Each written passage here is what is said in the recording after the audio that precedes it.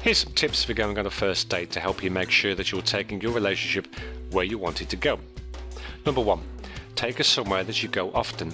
You'll give yourself a lot of credibility and value if you take her to a place where everyone knows you.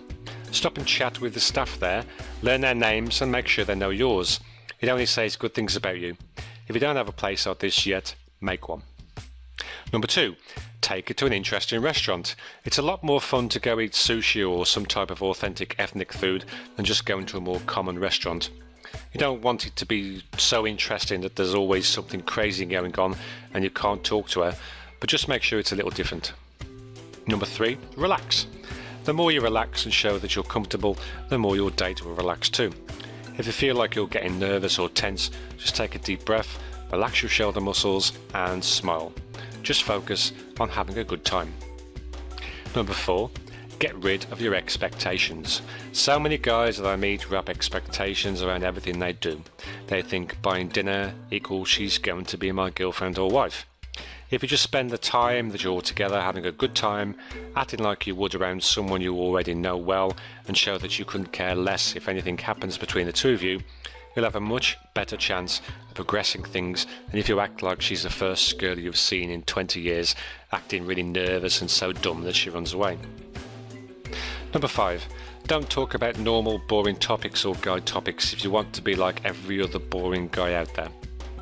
Talk about what job she has, where she's gone to or goes to college.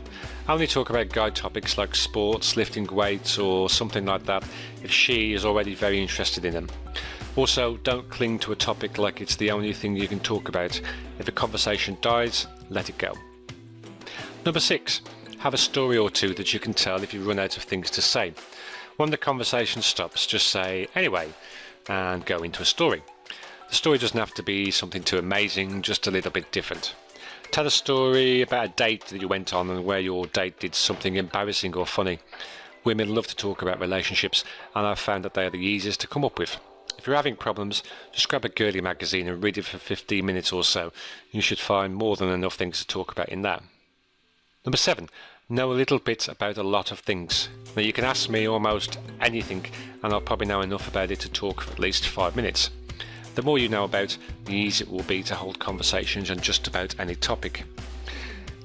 Number 8. If your date wants to talk, listen to her. People like to talk and get the feeling that what they have to say is important. This doesn't mean that you should ask her endless questions trying to get her to talk. If she's not talking, feel free to, but don't interrupt her if she is. Number 9. Don't try to impress your date. One of the worst things a guy can do is talk about how much money he has, what kind of a car he drives, or anything else that comes across as trying hard to impress.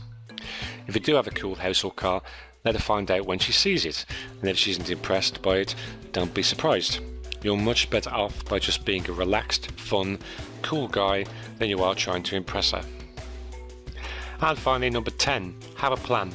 You should have your date planned in advance, and although you should have it planned, you should also be flexible. If something comes up that could be a lot of fun, don't be so rigid that you can't change plans. Your plan should be more of a guideline so that you always have something to do.